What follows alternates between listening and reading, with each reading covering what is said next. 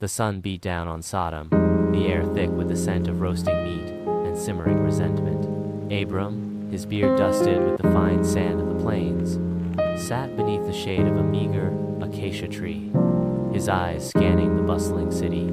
He'd heard the whispers, the rumors of wickedness that clung to the city like a shroud, but he also knew the stories of hospitality, of kindness shown to strangers, even in the most unlikely of places. He adjusted his simple robe, a sigh escaping his lips. He was a man of faith, a man of hospitality, and today he would test the limits of both. Three figures emerged from the shimmering heat haze, their forms indistinct at first, shimmering like heat rising from the parched earth. As they drew closer, Abram recognized them. Their eyes held an ancient wisdom, their presence a weight that settled upon the air, heavy with purpose. Angels. He rose to meet them, his heart pounding a rhythm of both fear and anticipation. He hadn't expected such a visit, such a stark contrast to the brazen displays of vice surrounding him. He welcomed them with open arms, offering them water from his goatskin, dates from his meager stores, and a place to rest in the meager shade of his tree. He spoke little, listening more, sensing the weight of their unspoken judgment. They spoke of the city's depravity, of the wickedness that had festered in the hearts of its people, a corruption that had poisoned the very soul of the place.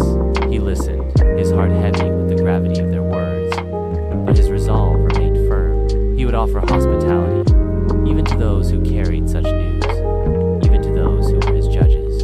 As the sun dipped below the horizon, casting long, ominous shadows across the city, the angels spoke of their purpose, of the destruction that awaited Sodom and Gomorrah. Abram, his heart aching, pleaded for mercy, bargaining for the lives of the righteous, even if only a handful remained. He argued, his voice rising above the sounds of the city's revelry, his words echoing with his unwavering faith in a higher power, a power that he believed capable of both judgment and mercy.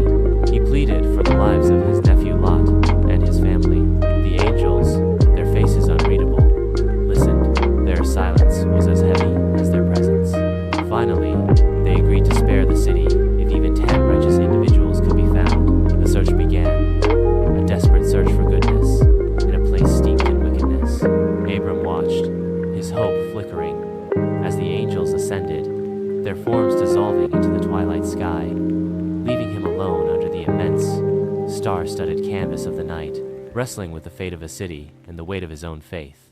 The silence of the night was broken only by the distant sounds of Sodom's hedonistic revelry, a stark contrast to the quiet weight of his prayer and the uncertainty of the future.